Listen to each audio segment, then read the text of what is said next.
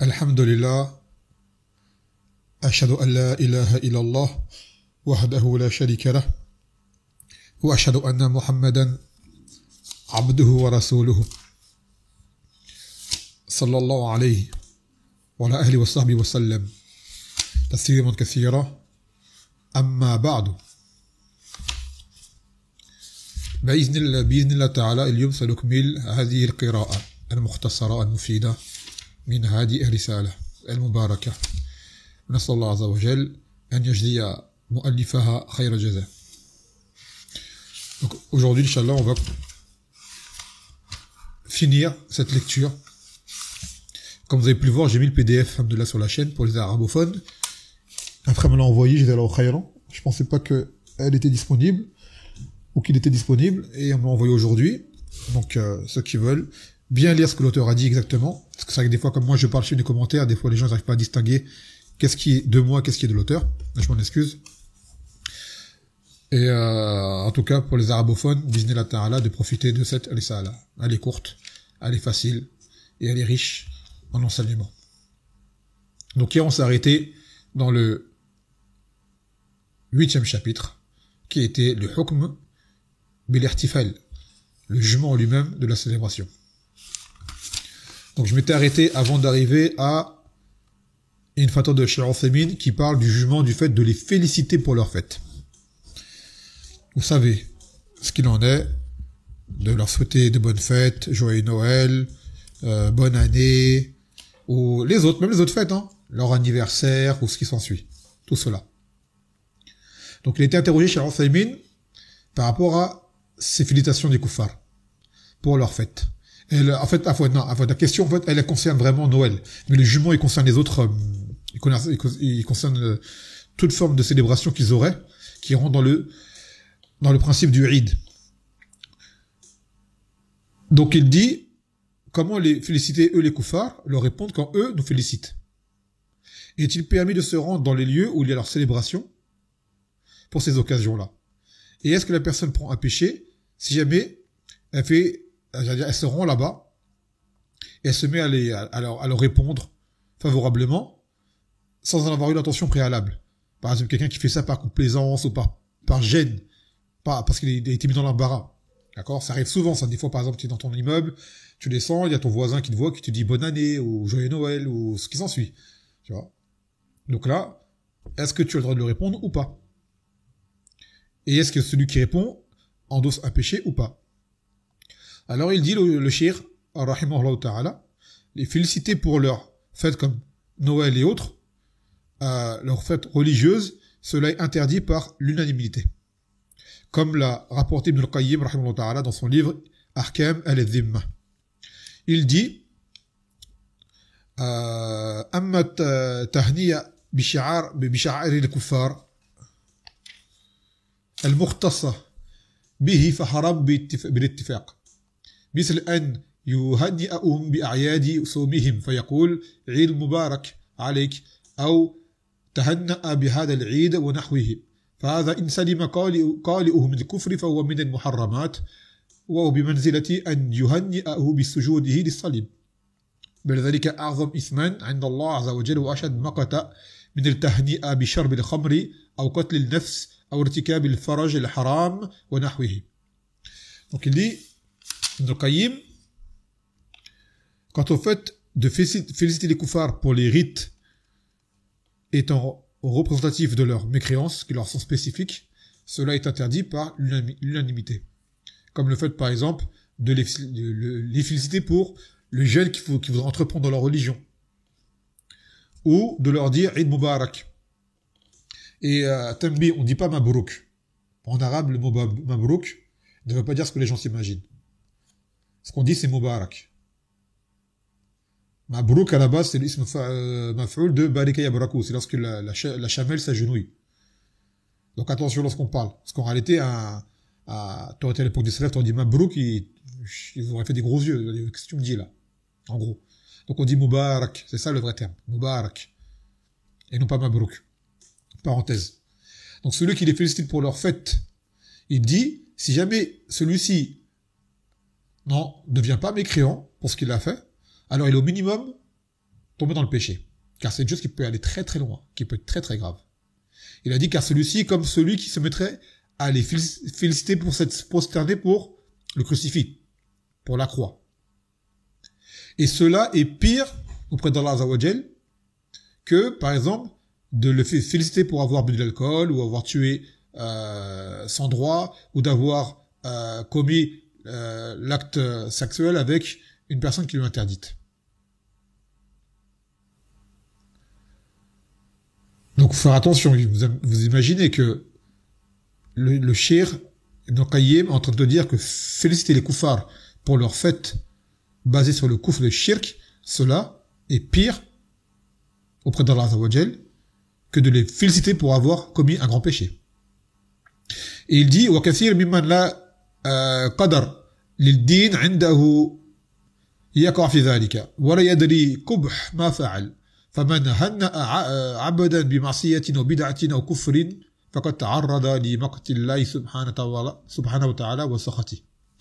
Donc il dit ça arrive chez beaucoup de personnes parmi celles qui n'ont pas de respect pour la religion en réalité. Et ils ne réalisent même pas la laideur de l'acte qu'il a commis en faisant cela. Donc celui qui aura félicité une personne pour un péché ou pour une innovation ou pour une mécréance s'est exposé à la colère d'Allah subhanahu wa ta'ala.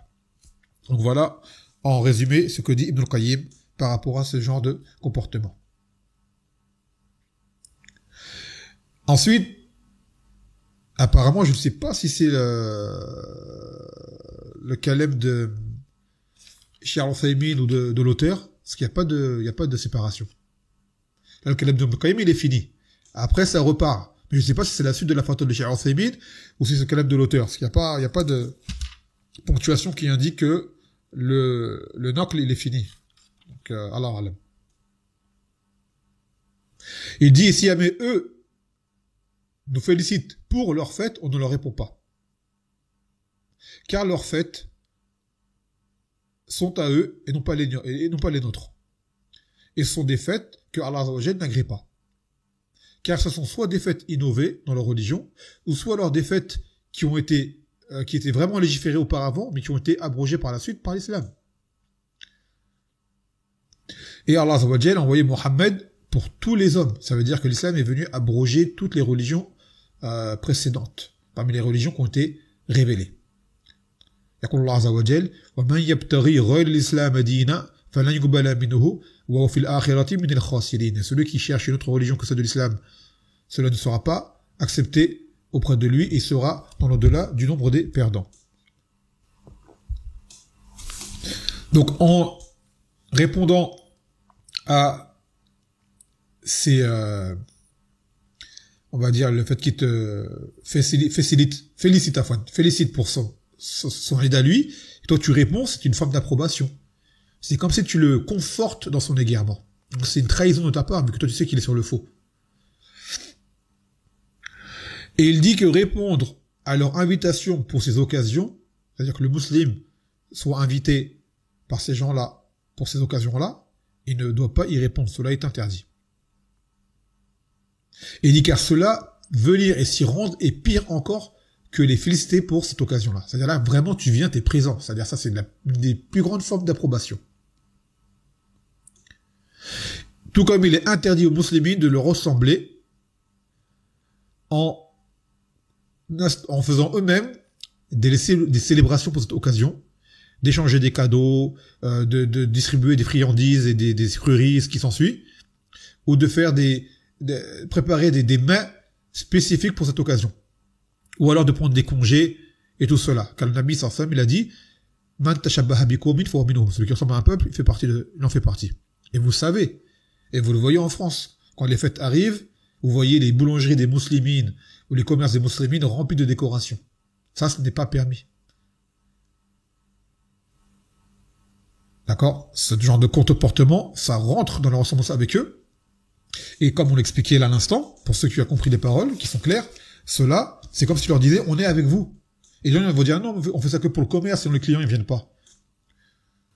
Donc tu fais ça pour la dunya, en fait. C'est-à-dire, tu vends ton dîne, et tu confirmes, et tu approuves le koufr et le faux pour avoir des clients.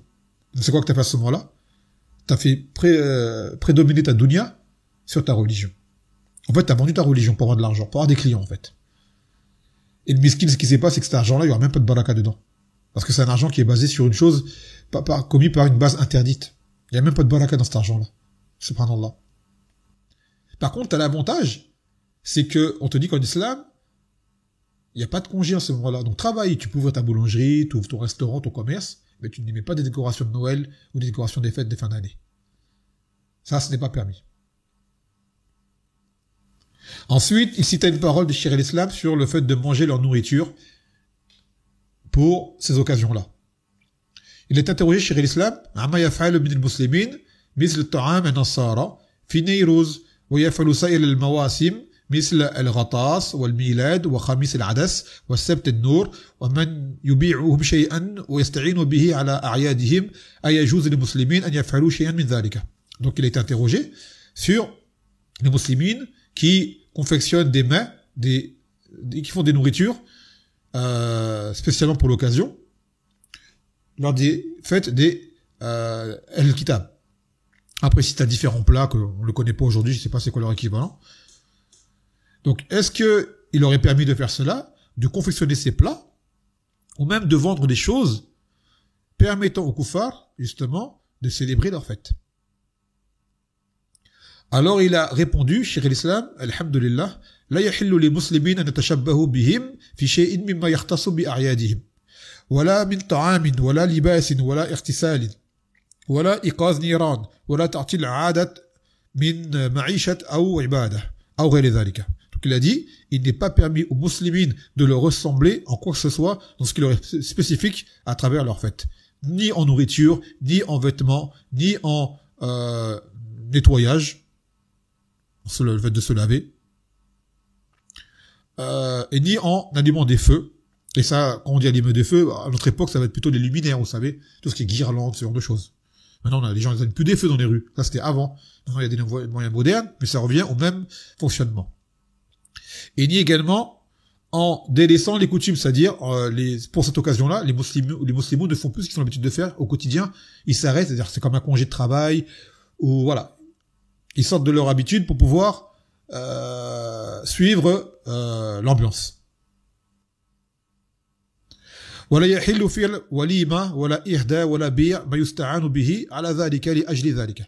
Donc il n'aurait pas permis également de faire de repas, ni de faire des cadeaux, ni de vendre quoi que ce soit qui permettent de pouvoir célébrer ces fêtes. ولا تمكين الصبيان ونحوهم من اللعب الذي هو في أعياد ولا إظهار زينة. Et qui n'est pas permis également de permettre aux enfants d'aller jouer justement pour c'est-à-dire de profiter des loisirs, des distractions pour ces fêtes-là, et ni de faire apparaître quoi que ce soit comme parure qui s'y rapporte. Parce que les enfants, des fois les gens vont dire non mais nous on n'y fait pas, mais c'est pour les enfants, pour qu'ils s'amusent, les voisins ils les ont invités pour Noël, ainsi de suite. Non, ça c'est pas permis, pareil. Ou t'as mis ton enfant comme un Père Noël. Ça c'est vraiment de l'ordre du ridicule. Ou comme on disait dans les autres audios, Halloween par exemple, ça rentre dedans. Donc à ce moment-là, tu penses que tu es une rahma pour ton enfant, tu es en train de détruire ton enfance en cela. Tu ne l'aides pas du tout. Tu ne l'aides pas du tout en permettant ton enfant, parce que plus tard il sera habitué à ça, et un jour il va entendre le haqq, et ce sera difficile pour lui de l'admettre. Alors que si depuis petit tu lui expliques, gentiment, quitte à ce que tu fasses autre chose pour faire diversion, pour qu'il ne soit pas attiré par ce qu'eux ils font, à toi d'être intelligent, de trouver une façon que l'enfant ne soit pas attiré par ce qu'eux ils font, alors fais-le. Mais ne laisse pas ton enfant participer à cela. فil dit وبالجملة ليس لهم أن يختصوا أعيادهم بشيء من شعائرهم بل يكون يوم عيدهم عند المسلمين كسائر الأيام لا يخص المسلمون بشيء من خصائصهم. Donc de façon générale, les musulmans n'ont rien à faire de particulier vis-à-vis de leur fête, c'est-à-dire que c'est un jour pour eux commun. Lorsque les koufars font leur fête, pour les musulmans c'est un jour comme les autres. Il n'y a pas de différence et il n'y a rien à faire de particulier en cette occasion-là. Et il cita que قال بل قد ذهب طائفة من العلماء إلى كفر من يفعل هذه الأمور لما فيها من تعظيم شعائر الكفر وقال طائفة منهم من ذبح نطيح يوم عيدهم فكأنما ذبح خنزيرا. Il a dit, là c'est Cheikh l'Islam, qu'un groupe parmi les savants sont partis à juger comme de la mécréance celui qui fait cela. Car cela amène à glorifier leurs emblèmes du coufre.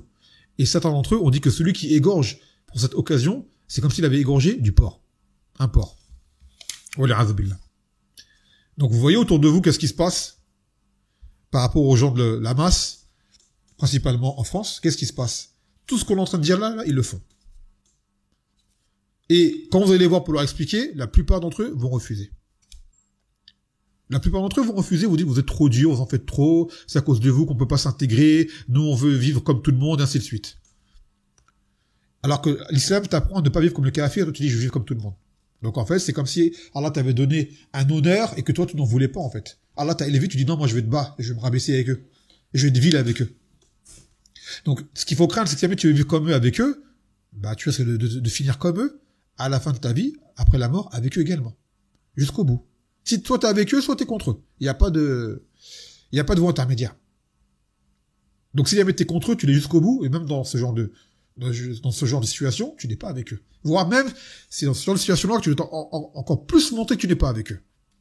Plus que dans les autres occasions, qui sont, elles, de l'ordre du quotidien. Ces occasions, elles, qui sont des choses qui sortent de l'ordinaire, leurs fêtes et autres, c'est à ce moment-là que tu dois être encore plus distinct. Et encore plus montrer ton islam. Car cette da'wa, tu lui montres que ce qu'il fait, tu n'es pas d'accord, ça ne te concerne pas, et voire même, ça ne convient pas. Cela est faux. Et vous verrez, vous inquiétez pas, Allah ne nous a pas qu'à l'œuvre de guider les gens. Nous, on leur explique, celui qui guide, c'est Allah Azza et celui qui a un peu de jugeote parmi les koufars ou quoi, il demandera pourquoi, c'est quoi la chose qui fasse que tu n'acceptes pas. Moi, j'ai déjà été amené à parler avec un kafir, et parler franchement avec lui. C'est quelqu'un qui était ouvert. J'ai parlé franchement. Je crois que dans toute ma vie, j'ai pas parlé avec un kafir comme j'ai parlé avec lui. Et lui-même, je lui disais, quand tu comprends nos bases, notre religion, il a dit, en comprenant tes bases, est-ce que tu me dis là, j'arrive à comprendre ce raisonnement-là. Il me dit, c'est logique. Tu vois. Il dit, je suis pas musulman, mais c'est vrai que si l'islam appelle ce que tu dis, quand je lui parle du tawhid, ou al-bara, il a dit, c'est logique que les musulmans ne fassent pas de telles choses. Et vous savez, les koufars, lorsqu'ils ont compris l'islam, ce sont ceux qui disent les vérités les plus amères à entendre pour les musulmans. Rien qu'aujourd'hui, un frère m'a fait partager un audio d'un homme, je sais pas comment il s'appelle, c'est un homme d'extrême droite, qui a eu une interview il y a pas longtemps, dans lequel il critique les musulmans qui restent en Occident, qui disent qu'ils défendent la Palestine, et pourtant qui vivent avec le système occidental. Il dit, ce que vous faites, c'est complètement contradictoire. Et il a fait l'éloge des salafis qui ont fait la hijra. Il dit ça, ce sont des gens qui ont appliqué leur religion. Pour lui, c'est crédible. Donc, il dit, eux, ces gens-là peuvent se permettre de critiquer, mais vous qui êtes encore en Occident, avec vos iPhones, avec vos Nike, avec vos machins, il a dit comme ça, il a dit les TN, tout ça, là, il a dit, vous êtes pas crédible dans ce que vous dites. Vous allez monter ce système. Donc, vous n'avez pas le droit de parler de vous et de vouloir vous plaindre pour la Palestine. Vous êtes les gens qui comment dirais-je, vous donnez des provisions à vos ennemis. Enfin, il n'a pas dit le mot ennemi. Dans le sens qu'avec votre consommation et votre résidence dans ces pays-là, vous contribuez à gonfler leur économie par laquelle, justement, ils achètent leurs armes pour pouvoir tuer vos coreligionnaires. En gros, il a parlé comme ça. C'est un kalem, je me dis, un musulman, il écoute parler, il peut que baisser la tête.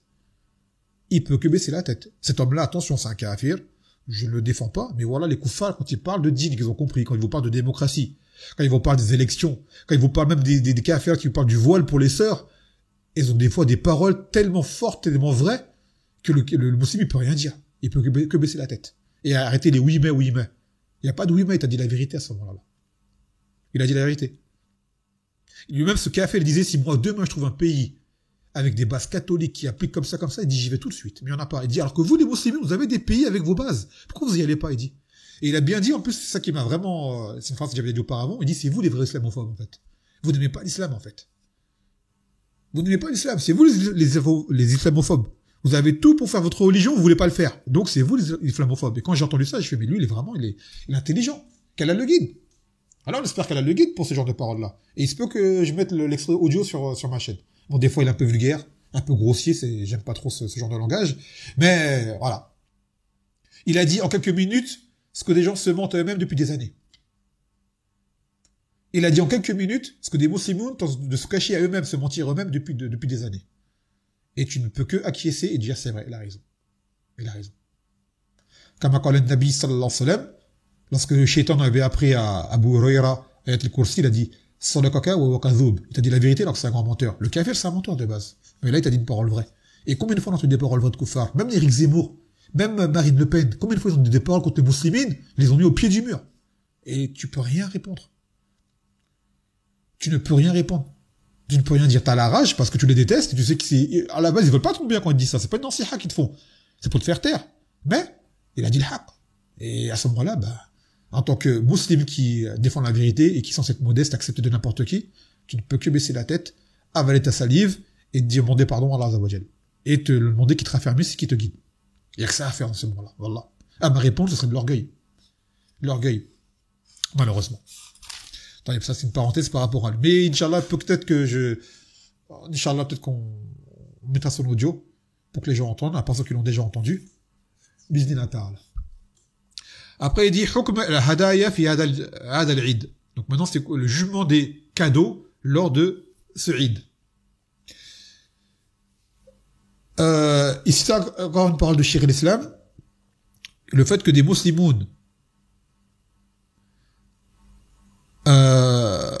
fassent des cadeaux lors de ces Ariad qui sont hors des coutumes, c'est-à-dire que ce sont des choses ils font un cadeau pour l'occasion de ce Eid. D'accord? Un cadeau à l'occasion de ce Eid, alors on ne doit pas l'accepter. Surtout ce cadeau est une chose qui permet justement, qui contribue à ce que la personne tombe dans la ressemblance avec les kuffars. Lui, il a donné un exemple, par exemple, comme des bougies. Parce qu'avant, vous savez, ils mettaient des bougies. Maintenant, par exemple, vendre des guirlandes, ou offrir des guirlandes, ou offrir des motifs qui représentent les fêtes de fin d'année. Et il s'est dit différentes choses qui n'existaient plus à notre époque, mais qui représentent cela. Et après, l'auteur, il dit, ça rentre également dedans les cartes. Toutes les cartes que l'on vend. Par exemple, aujourd'hui, maintenant, vous savez que le graphisme, on fait plus des cartes vraiment en carton, c'est des cartes qui se font sur virtuelles, avec les applications qu'on s'envoie par téléphone, ou autres. Par exemple, les graphistes, les frères qui travaillent graphistes, ils n'ont pas le droit de faire ce genre de choses. De faire des pancartes pour ça, de faire des annonces pour ça, ils n'ont pas le droit. Et il dit que de base, en dehors de leur fête, il est permis de manger la nourriture des gens du livre. Vous le savez.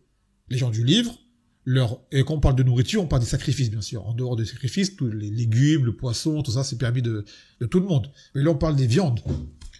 Car Allah Azza wa Jal nous a rendu permis de consommer leur viande. Et que la nourriture des gens du livre nous est permise, c'est-à-dire leur sacrifice, à condition que je sois égorgé au nom d'Allah Azza wa Jal. Ce n'est pas la simple viande d'un Nasrani, il vient de donner de la viande, tu dis c'est bon, je peux manger, c'est halal. Non, il faut que ce soit une viande qui était égorgée au nom d'Allah Azza wa Jal. Parce que t'en as, ils jouent avec ce genre de fatawa pour dire que la France est un pays qui t'habille, alors que c'est un pays, aujourd'hui, c'est un pays la majoritairement athée. Les koufars et les Français sont majoritairement athées, ou loin du catholicisme. Ils égorgent pas de leur viande. La viande, elle n'est pas égorgée. Et encore moins, le nom d'Allah, il est nommé dessus. Et t'en as, ils prennent ce genre de fatawa pour dire qu'on peut manger dans leur restaurant. Et ainsi de suite. On dit c'est complètement faux. C'est complètement faux. Et vous savez, par exemple, le Nabi sallallahu alayhi wa sallam, comment est-ce qu'il en arrivait à mourir? Parce qu'on lui a offert de la viande, de la part d'une Yahoudi, qui est empoisonnée, il en est mort par la suite. Donc ça prouve qu'il est permis de manger de la nourriture. Et également, il est permis d'accepter leurs cadeaux. Le Nabi sallallahu alayhi wa sallam, en partant à la Razwa à Tabouk, un roi qui s'appelle Aïla avait offert au Nabi sallallahu alayhi wa sallam un mulet blanc. Wakada. Donc là, on va prendre le Fos Ta'asir, dernier chapitre.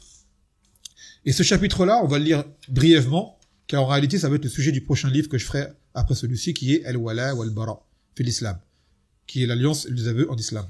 Car c'est un sujet qu'on s'étale un peu plus dessus. Là, l'auteur, il cite que quelques versets, et en réalité, il faut en parler un peu plus. Ce livre, j'ai déjà fait plusieurs fois, mais c'est un livre qu'il faut répéter, donc on le fera, c'est le livre de Cheikh al-Fawzan. Il est court, et on le fera également par la suite, après celui-ci, Bismillah ta'ala. Pour rester dans la lignée du sujet de l'alliance des aveux, surtout dans ces jours-ci où il y a les fêtes des koufars. Donc il dit, après l'amour d'Allah et de son messager, sallallahu alayhi wa sallam, il est obligatoire d'aimer les alliés d'Allah, subhanahu wa ta'ala, et d'avoir de l'animosité envers ses ennemis.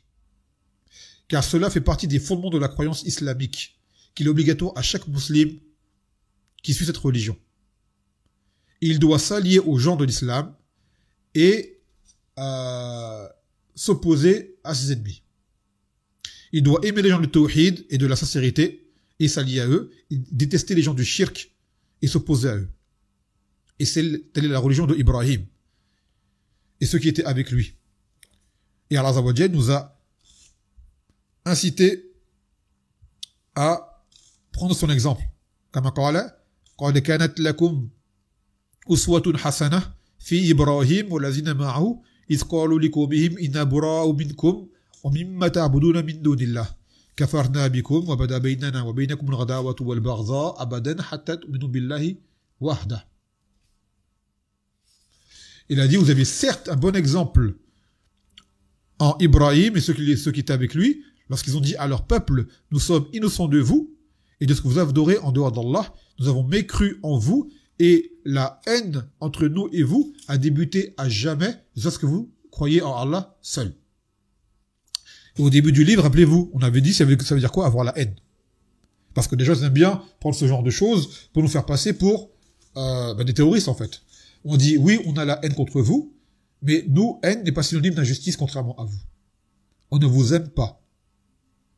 On ne vous aime pas, on ne s'allie pas à vous, mais on veut du bien parce qu'on vous appelle à l'islam. Et on ne vous fera pas de mal. C'est-à-dire, on ne va pas vous léser dans vos droits. Ce qui vous revient, vous sera donné. Contrairement à vous qui avez une haine contre nous, mais une haine tyrannique. Une haine mauvaise. Une haine méchante, c'est de la méchanceté. Vous nous haïssez et vous nous faites du mal. C'est pas les musulmans qui vont faire des attaques dans les pays de Koufr, comme eux le font dans les pays d'islam. Et quand même, ce n'est pas eux qui le font directement, ils font en sorte que cela arrive.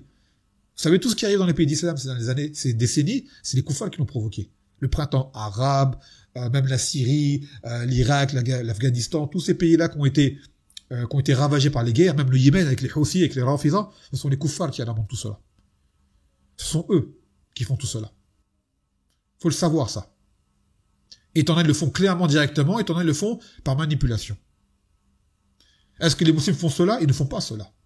Il y a parmi nous des égarés qui ont une exagération, qui en font trop, et qui sont partis commettre des actes répréhensibles comme les attentats terroristes. Et souvent, ces attentats terroristes, sachez-le, hein, c'est des manigances des koufars derrière. Très souvent. Ce sont des manigances venant des koufars derrière. Quoi qu'il en soit, ces gens-là, qui font ce genre d'actes, déjà, ce sont des faits nouveaux, qui datent depuis, on va dire, les années 60, 70 par là. Avant ça, il n'y avait pas d'actes terroristes affiliés à l'islam. Ce sont des faits nouveaux. Sinon, dans de cela, il n'y a pas d'agression gratuite venant de la part des musulmans envers les koufars. Il n'y a pas ça. Il n'y a pas. Donc, notre haine à nous n'est pas synonyme d'injustice et d'oppression et de tyrannie contrairement à eux. D'accord? Taïeb. Et il dit, cela fait partie de la religion de notre prophète Mohammed sallallahu alayhi wa sallam. C'est-à-dire le fait de se désavouer des gens du kufr. يا أيها الذين آمنوا لا تتخذوا اليهود والنصارى أولياء بعضهم أولياء بعض ومن يتولهم منكم فإنه منهم إن الله لا يهدي القوم الظالمين. Dans le sens où là il a dit, ô vous qui avez cru, ne prenez pas les Yahoud et les Nasara en alliés, car ils sont alliés les uns, certains, avec d'autres. Et celui qui s'allie à eux parmi vous fera partie d'eux et Allah ne guide pas un peuple d'injustes. Donc vous voyez bien que les Nasara et les Yahoud s'allient, mais dans quel but? Dans le but d'attaquer les gens d'islam. Sans quoi ils ne sont pas unis. Ils ne s'aiment pas. Les Nasara n'aiment pas les Yahoud et les Yahoud n'aiment pas les Nasara. Mais quand il faut attaquer l'islam, ils sont soudés. Ils sont soudés ensemble. Et donc ces versets sont venus pour montrer l'interdiction de l'alliance avec les gens du livre de façon particulière. Après, d'autres versets sont venus pour le désaveu des koufars de façon générale. Comme قال تعالى يا أيها الذين آمنوا لا تتخذوا عدوي وعدوكم أولياء. Ô vous qui avez cru, ne prenez pas mon ennemi ainsi que le vôtre en allié. Donc là, ça montre bien que le kafir c'est ton ennemi et celui d'Allah Azza wa Jal. Après, ils sont pas tous égaux. Certains sont pires que d'autres, ça c'est certain. Mais le kafir de base c'est ton ennemi. Sachez-le. Le kafir n'est pas ton ami. Et ça, on a déjà fait des réfutations par rapport à ça. Tu n'as pas d'amis kuffar. Tu peux avoir un collègue de travail, tu peux avoir un camarade dans tes études, voilà, un partenaire dans un commerce ou quoi, mais le mot ami en soi, tu ne peux pas l'avoir pour un kafir. Ce n'est pas ton ami. Quand on voit c'est quoi le mot ami, ce que veut dire le mot ami, c'est une personne que tu aimes, que tu as de l'affection, à qui tu te confies, à qui tu t'entends bien. D'accord? Ainsi de suite. Quand tu sais c'est quoi un kafir, tu sais c'est quoi le tawhid, tu ne peux pas avoir un kafir en ami, ce n'est pas possible. Déjà, tu auras même dû voir avoir un musulman désobéissant comme ami. Un simple musulman qui n'obéit pas. Un innovateur, tu ne pourras pas l'avoir comme ami. Que dire d'un kafir, qui est l'extrême opposé? Et il dit que Allah Azza wa Jalla a interdit aux croyants, justement, de s'allier aux kuffars, quand bien même ils seraient des proches parents. Dans le sens où Allah dit, يقول الله عز وجل يا أيها الذين آمنوا لا تتخذوا آباءكم وإخوانكم وأولياء إن استحبوا الكفر على الإيمان ومن يتولهم منكم فأولئك هم الظالمون. Ô vous qui avez cru, ne prenez pas vos pères ainsi que vos frères en tant qu'alliés s'ils ont préféré le kufr à la foi. Et celui qui s'allie à eux, ce sont ceux-là les injustes. وقال تعالى لا تجد قوما يؤمنون بالله واليوم الآخر يوادون من حاد الله ورسوله ولو كانوا آباءهم أو أبناءهم أو إخوانهم أو عشيرتهم. Que tu ne verras pas un peuple qui croit en Allah et au jour dernier prendre en affection, c'est-à-dire en allié, ceux qui se sont opposés à Allah et à son messager, quand bien même il s'agirait de leur père et de leur fils ou de leur frère ou de leur tribu, leurs proches. Donc maintenant, on en a déjà parlé que l'amour se divise en plusieurs catégories, et parmi eux, il y a l'amour naturel, celui qu'on peut avoir pour des proches parents. Les versets ne concernent pas cet amour naturel, car c'est un amour qui est limité. C'est normal que tu aimes ta mère, c'est normal que tu aimes ton père, c'est normal que tu aimes ton frère, mais c'est un amour naturel. Mais cet amour-là ne t'amène pas à une alliance. D'accord? Il y a une limite. Tout comme il sera impératif que tu préfères un musulman droit à ces gens-là. Tu préféreras un musulman droit à ces gens-là. C'est inévitable. Tes frères en religion, tes sœurs en religion seront plus aimés auprès de toi que tes parents et tes proches et amis sont des koufars qui ne sont pas dans la religion. Tu verras, toi, tu vas le ressentir. Quand t'es avec ta famille, que c'est des koufars, t'es pas bien. Quand t'es avec les frères et les sœurs et que ça parle de dîne, de rappel, vous êtes bien. Donc c'est automatique, c'est normal, c'est inné. C'est comme ça. Et celui qui ressent pas ça, c'est qu'il a un problème dans sa aqida. Celui-là, et que les koufars, ils se sentent bien, et que les frères, ils se sentent pas bien ou quoi, c'est qu'il a un gros problème. Faut qu'il se remette en question, c'est très dangereux, ça. C'est une graine dans le cœur qui peut amener à faire pousser, par la suite, des plantes, mauvaises herbes, très dangereuses. Taïb. Donc là, il fait al-khatima, la conclusion. Donc après avoir cité tous ces adillah, avec les paroles des gens de science, avec les adillah, tout ce qui s'ensuit, il est impératif aux croyants de prendre garde à tomber dans ce genre de transgression. Car cela sera la cause de la perdition de beaucoup de musulmans et de leur déviance. Et cela parce qu'ils sont derrière, justement, les coutumes et le fait d'imiter les koufars. Et ce qui les empêche, justement, qui fait entrave au fait qu'ils apprennent la religion. Et qui tombent dans les choses interdites. Après, si tu as des causes qui ont mené à cela, certaines, elles sont très nombreuses. Parmi elles, qilat at-taqwa, ou indi'amiha. Il est le peu de taqwa qu'il y a chez les gens, ou carrément qu'elle soit inexistante. Il n'y a pas de taqwa chez les gens. Ils craignent pas Allah Azza wa Jal. Al-ba'th an al-malazat wa ifra' al-shahwat. Le fait de rechercher les plaisirs et d'assouvir ses désirs. Parce que ça les amuse, c'est un moment agréable, il y a des bonnes nourritures, c'est de la rigolade, il y a de la musique, il y a que des munkarat et l'âme a un penchant pour les choses mauvaises et eux, ils laissent libre cours à leur mauvais penchant. Makaïd el kuffar el muslimin. Comme on l'avait dit au début du livre, les complots et manigances des kuffars envers les musulmans, c'est-à-dire pour t'attirer, te donner envie de participer avec eux. Il dit al-jahl bi ahkam ad-din mimma yaj'aluhum yadhunnun anna al-amru hayyin. C'est-à-dire l'ignorance envers les règles de la religion, ce qui fait que les gens minimisent de ce mal. Ils le sous-estiment. Ils disent c'est pas grave, c'est rien, c'est juste une fête, comme on disait au début, c'est juste un moment de joie, c'est rien. On n'y croit pas au Père Noël, on ne croit pas à la naissance de Issa comme eux le font. On n'y croit pas, c'est juste un moment, c'est du vivre ensemble, comme ils disent. Savoir vivre en société. Subhanallah. Et comme encore le Ta'ala, وَتَحْسَبُونَهُ هَيِّنًا وَهُوَ عِندَ اللَّهِ عَظِيمٌ. Vous le pensez que c'est une chose qui est faible, alors qu'auprès d'Allah, c'est une chose qui est immense. يقول ترويج وسائل الإعلام لهذه الاحتفالات. Et le fait que ce soit diffusé à grande échelle dans les médias, à travers les médias, tu vois ça partout. Donc les gens, ça les influence. Le fait de voir une chose répandue peut la faire paraître comme étant anodine et normale, en fait. C'est pour ça qu'aujourd'hui, le mal est devenu normal pour beaucoup de gens. Parce qu'ils le voient partout. Des choses qu'avant qui étaient cachées, qu'on ne voyait pas, aujourd'hui, c'est tellement mis en évidence que les gens trouvent ça normal. C'est normal. Et c'est ça l'éducation des koufars. Ils te banalisent le mal, ils te le rendent normal. Aussi, des choses que moi j'ajoute que lui ne dit pas, le fait de vivre avec eux. Le fait de vivre avec eux fait que ton cœur commence à pencher pour eux. Et c'est normal. Tu vas te fondre dans la masse. D'où le fait que Allah Azza wa Jal nous a imposé la hijra. C'est pour nous préserver. Parce qu'il sait qu'on va devenir comme eux. Au fur et à mesure. On va commencer à les aimer. Avec des gens, tu vas finir par les aimer. Malheureusement. Tu vas tenir un temps, tu auras un peu t'auras cette forme de bourde envers eux, et après, au bout d'un moment, tu vas baisser la garde. Tu vas te fatiguer. Tu dis, je suis fatigué tout le temps de devoir me retenir, me contenir. C'est bon, je me laisse aller au bout d'un moment. Une blague, 2 blagues, 3 blagues, jusqu'au jour, ça y est, c'est ton ami. Et jusqu'au jour, tu le défends même. Pas sur les koufars, non, dis pas koufar, je le connais, il est gentil et tout. Dis mon musulman, on sait jamais. Tu es subhanallah. Et également, les du'at dalal, les prédicateurs de l'égarement. Eux, ils ont une grande part. Ceux qui vous font croire que cela est permis, cela est possible. Et que cela est de la sagesse et de la tolérance. Comme par exemple, j'avais écouté un audio du Souleymane Vincent qui permettait aux convertis d'aller au repas les